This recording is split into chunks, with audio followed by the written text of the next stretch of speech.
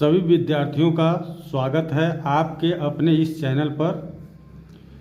मैं कक्षा 10 का इंग्लिश का पेपर सेट 1 2024 817 HH का ऑब्जेक्टिव क्वेश्चन हल करने जा रहा हूं, जिसको आप इसका स्मरण करिए और अपने भावी परीक्षा में अच्छा अंक प्राप्त करने की कोशिश करिए।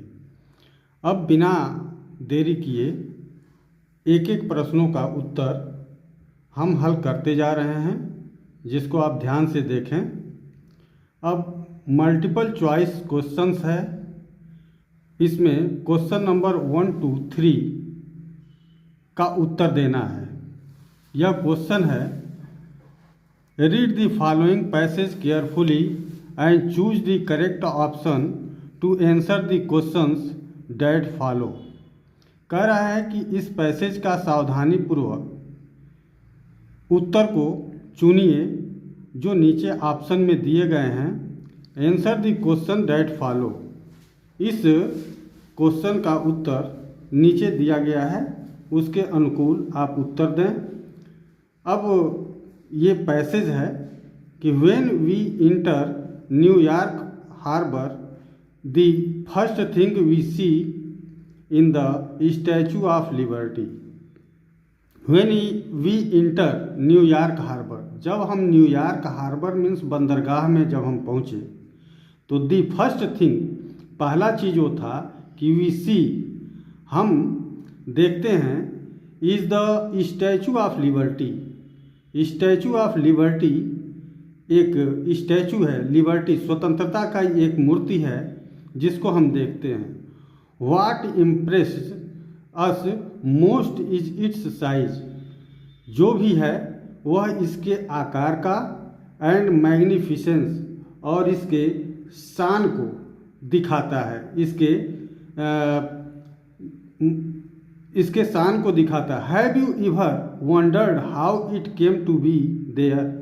हैव यू एवर वंडर्ड, क्या तुम कभी आश्चर्य में हुए कि how it came to be there, कि कैसे यह यहाँ पर आया होगा। The Statue of Liberty was a gift from the people. ये स्टैचू ऑफ लिबर्टी यह क्या था, एक gift from the people of France. France के लोगों द्वारा यह एक उपहार दिया गया था। To mark of 100 year anniversary of American independence. यह एक मार्क है, एक पहचान है। दी 100 ईयर्स, 100 वर्ष पहले, anniversary of American independence, America के वर्षगांठ के रूप में जब 100वीं वर्षगांठ मनाई गई, उस समय ये फ्रांस के द्वारा प्रदान किया गया एक स्मृति है, जो इंडिपेंडेंस, अमेरिका की स्वतंत्रता में दिया गया।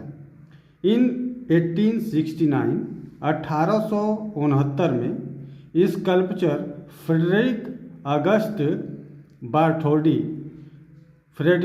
अगस्त बार्थोल्डी द्वारा यह उसकी नक्काशी की गई। उसकी मूर्तिकार, ये स्कल्पचर जो मूर्तिकार हैं, ये उस मूर्ति का निर्माण किए। Began to plan his concept for the monument, और यह अपनी योजना तब बनाए, कंसेप्ट फॉर दी मोनूमेंट, उस स्मृति के रूप में ये याद किया जाता है। बार्थोल्डी इन्विजन्ड लिबर्टी, बार्थोल्डी ये देखते हैं, इन्विजन करते हैं, liberty as a strong and proud figure. एक स्ट्रांग मीन्स मजबूत, और प्राउड फिगर मीन्स बहुत गर्व के रूप में इसे देखते हैं। One who personified not only the majestic Greek goddesses. One who personified, एक व्यक्ति जो पर्सनिफाइड, यह मानवीकरण के रूप में इसे जानता है। Not only the majestic Greek goddesses of the past, यह ऐसा नहीं है कि मजेस्टी ग्रीक गॉडेसेस मीन्स यूनान की जो देवियां हैं उस रूप में ऑफ द पास्ट जो पहले के समय में देखा जाता था, but also the working man, बल्कि ये इसके साथ ही साथ आल्सो दी वर्किंग मैन वहाँ के जो काम करने वाले लोग हैं, मतलब वहाँ के मतलब अमेरिका के, उसके लिए कह रहा है एंड वोमेन, और वहाँ के औरतों के लिए भी है ऑफ दी प्रेजेंट, जो वह पहचान है उस मूर्ति से। फाइनली इन 1884 अंत में 1884 में दी वर्क वाज फिनिश्ड, इस काम को पूरा कर दिया गया। इस प्रकार से पैसेज का हिंदी में इसका अर्थ रहा। अब इसके प्रश्न को देखा जाए, इससे आधारित प्रश्न दिया गया है। पहला प्रश्न है when we enter New York harbour the first thing we see is, जब हम न्यूयॉर्क बंदरगाह पर पहुँचे तो पहली बार हम क्या चीज़ देखे? द स्टैचू ऑफ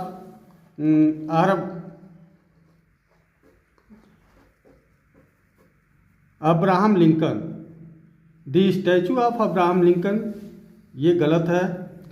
बी है the Statue of goddesses Venus, ये भी द स्टैचू ऑफ गॉडेसेस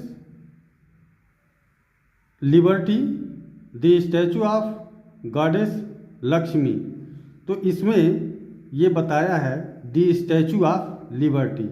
हम क्या पाते हैं? The Statue of liberty. दूसरा प्रश्न है द स्टैचू ऑफ लिबर्टी,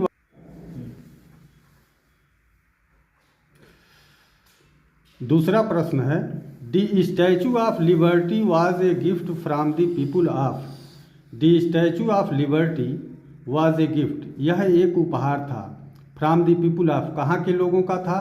तो यह उपहार फ्रांस के लोगों का था। इस वजह से यह दूसरे प्रश्न का ए ऑप्शन सही है।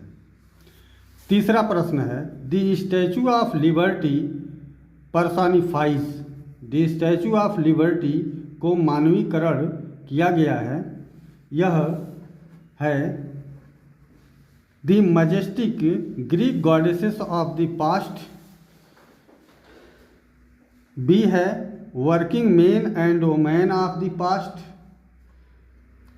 सी है द हिंदू गॉडेस सरस्वती, और डी है बोथ ए एंड बी। तो यहाँ पर ऑप्शन ये डी सही होगा कि बोथ ए एंड बी।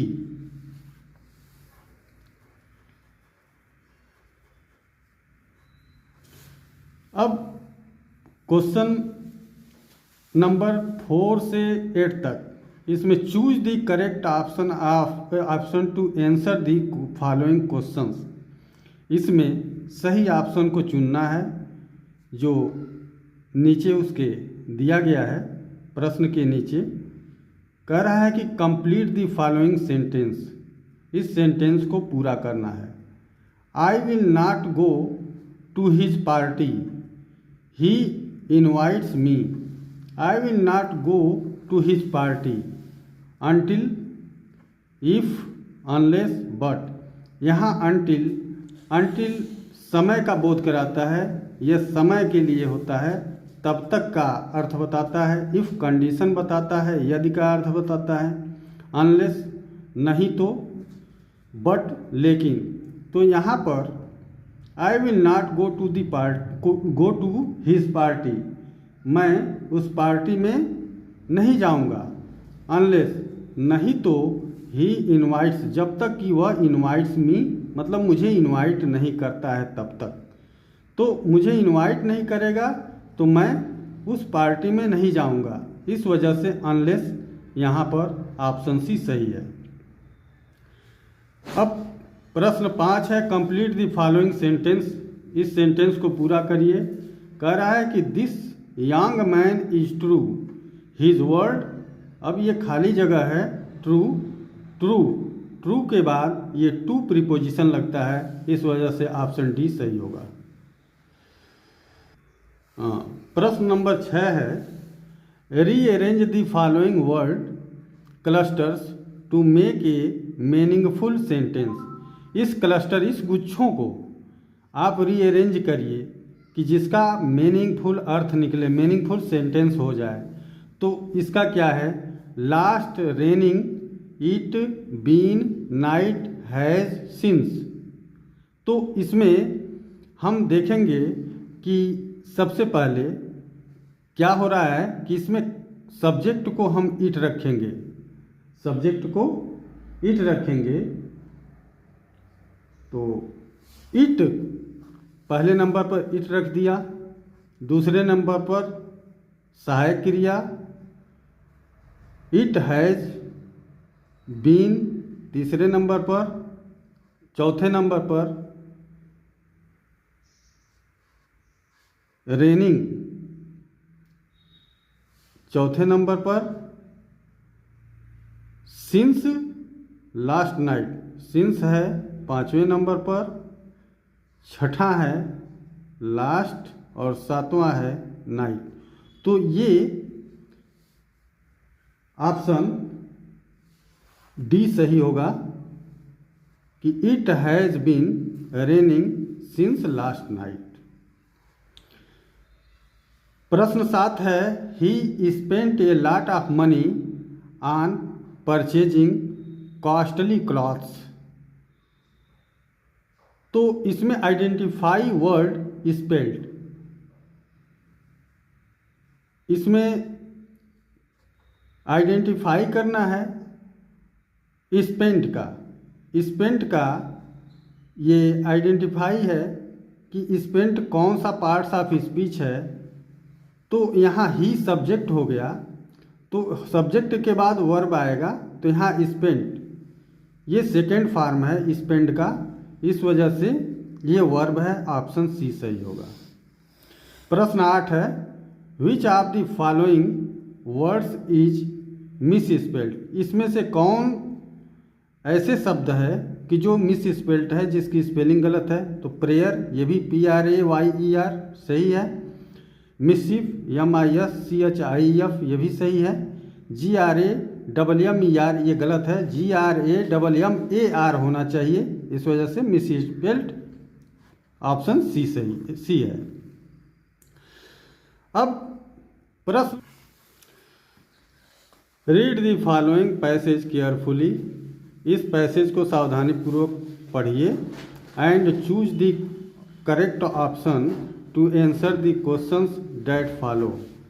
इसके सही ऑप्शन को चुनिए जो प्रश्न दिए गए हैं उसके उत्तर। He wandered for 7 years and finally sat down under a peepal tree. वह घूमते रहे कितने वर्ष तक? 7 वर्ष तक। एंड फाइनली और अंत में sat down under a peepal tree, और एक पीपल के पेड़ के नीचे बैठ गए। Where he vowed to stay until enlightenment came, और वहाँ पर वह प्रतिज्ञा किए कि तब तक रुके रहेंगे कि जब तक हमें ज्ञान का प्रकाश न मिल जाए। इनलाइटनेड आफ्टर 7 days, और 7 दिन के बाद उन्हें ज्ञान का प्रकाश मिला। ही रीनेम्ड द ट्री, वह पेड़ को पुनः नाम दिए, दोबारा उस पेड़ का नाम दिए। दी बोधि ट्री, क्या नाम मिला? दी बोधि ट्री के नाम से दोबारा नाम मिला। दी ट्री ऑफ विजडम, उस पेड़ का नाम ट्री ऑफ विजडम मीन्स ज्ञान का पेड़ कहा गया। And began to teach and to share his new understandings, और वह शिक्षा देना शुरू कर दिए और न्यू अंडरस्टैंडिंग्स, अपने नए ज्ञान को, शेयर हिज न्यू अंडरस्टैंडिंग, सबसे साझा करना शुरू कर दिए।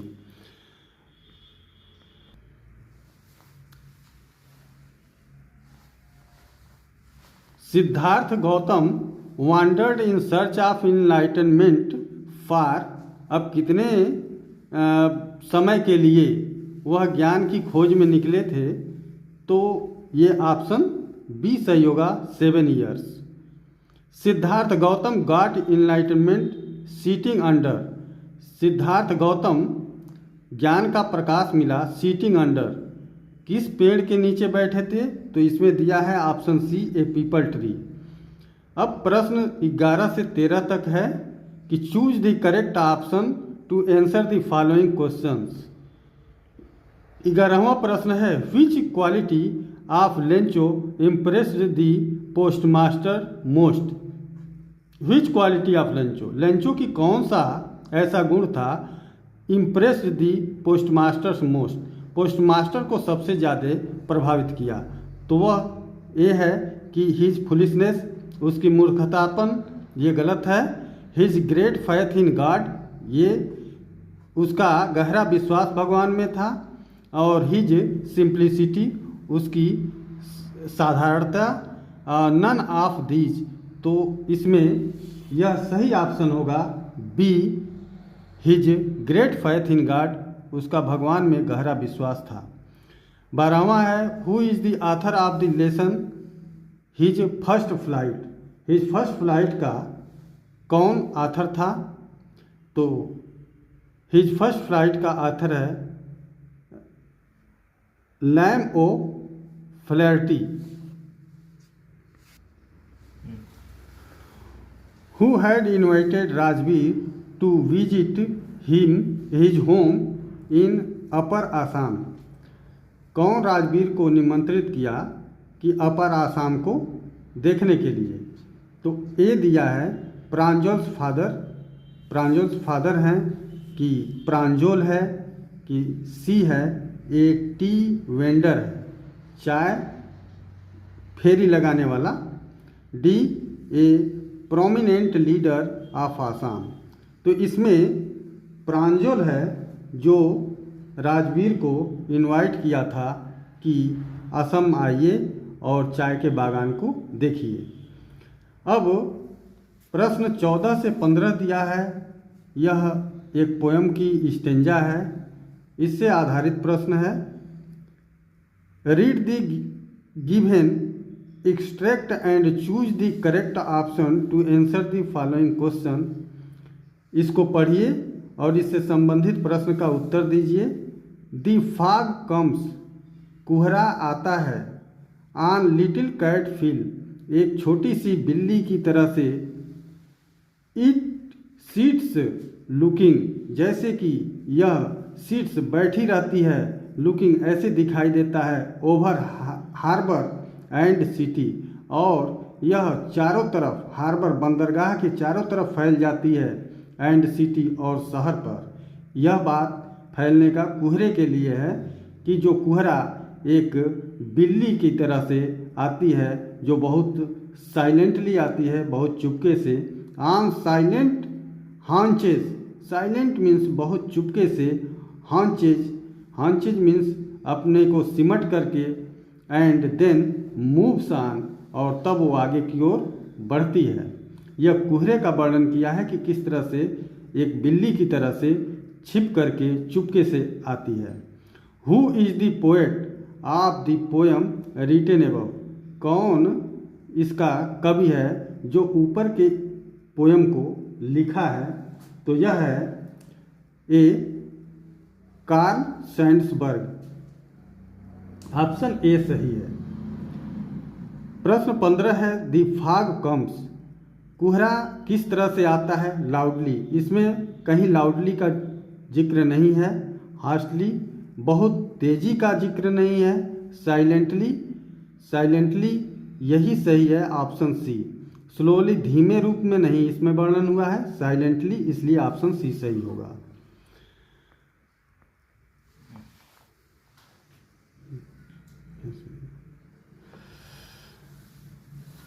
प्रश्न 16 से 20 तक है। Choose the correct option to answer the following question. ये सप्लीमेंट्री का ऑप्शन है और उससे संबंधित ये प्रश्न है। For how many days was tricky given to food, कितने दिनों तक ट्रिकी को भोजन नहीं दिया गया?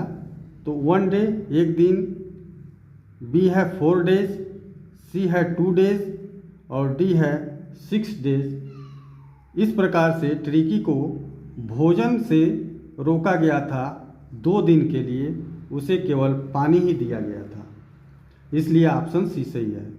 17वां है how old was Hari Singh when he met Anil. Anil से जब हरि सिंह मिला तो उस समय हरि सिंह का उम्र क्या था, तो मात्र 15 ईयर्स था, और जबकि अनिल का उम्र 25 वर्ष था। अब क्वेश्चन 18 है what was the evidence against Horace that got him arrest. जब हॉरेस को जब पकड़ा गया उस समय क्या क्या चीज़ें सबूत के रूप में पाई गई, तो ए है द कीज चाबी, बी है हिज ग्लोव्स उसके दस्ताने, सी है हिज फिंगरप्रिंट्स, और डी है ऑल ऑफ द एबव ऊपर के सारे चीज़ें यही सही है। उससे चाबी पर भी चिन्ह मिले थे, ग्लोव्स पर भी, और फिंगरप्रिंट्स, ये सब पहचान उसके चोरी के मिले थे। 19वां है select the correct option to answer the following. जैसे दिया है ग्रिफिन वाज ए, ग्रिफिन क्या था? ग्रिफिन ए है ब्रिलियंट साइंटिस्ट, एक तेज तर्राक वैज्ञानिक, बी है लॉलेस पर्सन, नियम विरुद्ध व्यक्ति, और सी है बोथ ए एंड बी, ए और बी दोनों सही है, नन ऑफ द एबव, यह ऊपर से कोई नहीं है, तो इसमें सही ऑप्शन सी होगा।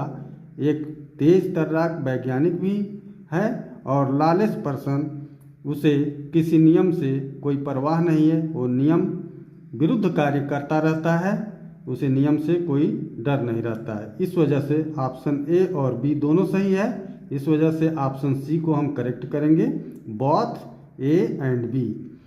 20वां क्वेश्चन है ऑप्शनल क्वेश्चन में 20 क्वेश्चन अंतिम है who had invited Matilda husband for the ball party.